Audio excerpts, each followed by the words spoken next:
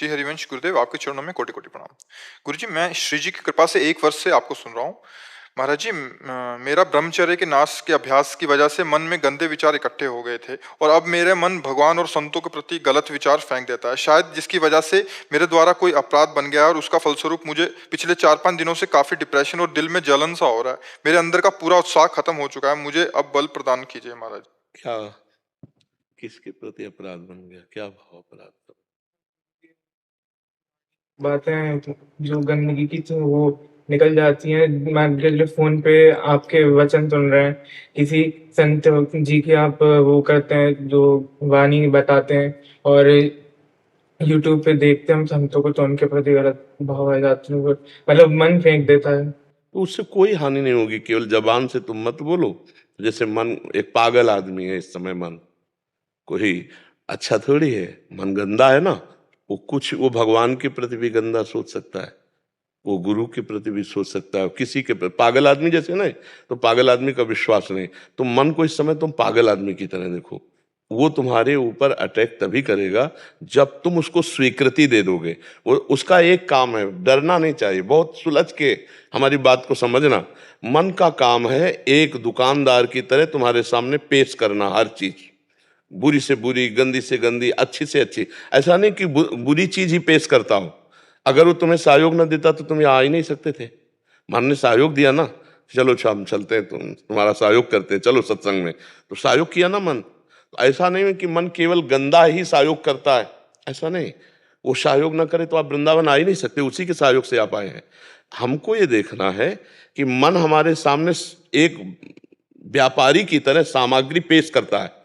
देखो तुम इसे भोगोगे सुखी हो जाओगे, देखो ऐसा है, देखो ना तुम वो बहुत गंदा है, देखो शायद वो ऐसा करता होगा, शायद वो उसका काम है पेशगी करना, और आपका काम है रिजेक्ट करना। नहीं नहीं नहीं नहीं, आप सुन, नहीं, राधा राधा राधा राधा, ठीक हो जाएगा। उसकी गंदगी का प्रभाव आप पर तब पड़ेगा जब आप स्वीकार कर लेंगे। आप स्वीकार नहीं करेंगे तो कोई प्रभाव नहीं पड़ेगा और वो साफ होता चला जाएगा। तो आप डिप्रेशन में क्यों पहुंच रहे हैं? क्या परेशानी है? नहीं महाराज जी, एक एक साल से तो मैं आपका सुन रहा हूँ सत्संग और वार्तालाप। 1 साल से मैंने नहीं करा कुछ भी, लेकिन पता नहीं 4-5 दिन से बीच में मैं बैलेंस बना के चलता हूँ कि थोड़ा शांति के लिए तो, लेकिन जब मैं एकदम अच्छे से चलने की कोशिश करता हूँ तो मन बहुत जलाने लगता है। हाँ बिल्कुल, तुम्हारी बात हम मानते हैं। मन जलाने इसलिए लगता है कि वो खुद जलता है, उसके पाप नष्ट होते हैं। और लेकिन 4-5 दिन पहले इतनी तेज जलन हुई हृदय में कि प्राण निकलने वाले थे, ऐसी जलन। नहीं, ऐसी ऐसी तो जलन तभी होगी जब अधर्माचरण आपसे बन गया होगा, पाप आचरण बन गया होगा, इसमें कोई संशय नहीं बच्चा। जब तक पाप आचरण नहीं बनेगा तब तक ऐसी, क्योंकि तुम पवित्र हृदय के हो ना, भगवान नाम जपते हो, भगवत मार्ग में चलना चाहते हो। गंदे बच्चे होते तो बिल्कुल जलन ना होती। अच्छे बच्चे हो तो तुम्हारे द्वारा कोई गलती हुई, आप उसे जानते हैं, आप जानते हैं। मतलब मेरे को लग रहा है कि नहीं, लग नहीं रहा है। जो हमारे अंदर गलती है उसे हमें पकड़नी चाहिए और उसे पुनरावृत्ति ना करना। ठीक है, देखो ना, आज से तुम्हें अच्छा लगेगा। अभी स्वीकार करो, हमारी बात को स्वीकार। देखो ये सब स्वीकृति से होता है। तुम हृदय नहीं हो, तुम भगवान के स्वरूप हो। तुमने इसमें अपनापन कर लिया है, अपनापन करने के कारण तुम जल रहे हो। अभी राधा राधा राधा राधा, और जब हमने कह दिया तो क्लियर, अब तुम्हें जलना नहीं है। ठीक है, मान लो जैसे हमसे गलती हो गई और हम तुमसे कह रहे हैं कि जाओ, अब कोई गलती नहीं, आगे से गलती मत करना। तो संत और भगवान, इनका कनेक्शन है। भगवान अपना ही वचन विसार सकते हैं लेकिन अपने संत के नहीं। अपनो परण विसार भगत को पूरो परण निभाऊं। तो जैसे हम तुमसे कह देंगे अच्छा यार जाओ सब माफ, तो पक्का समझो तुम्हें कोई दंड नहीं भोगना पड़ेगा, सब माफ हो जाएगा।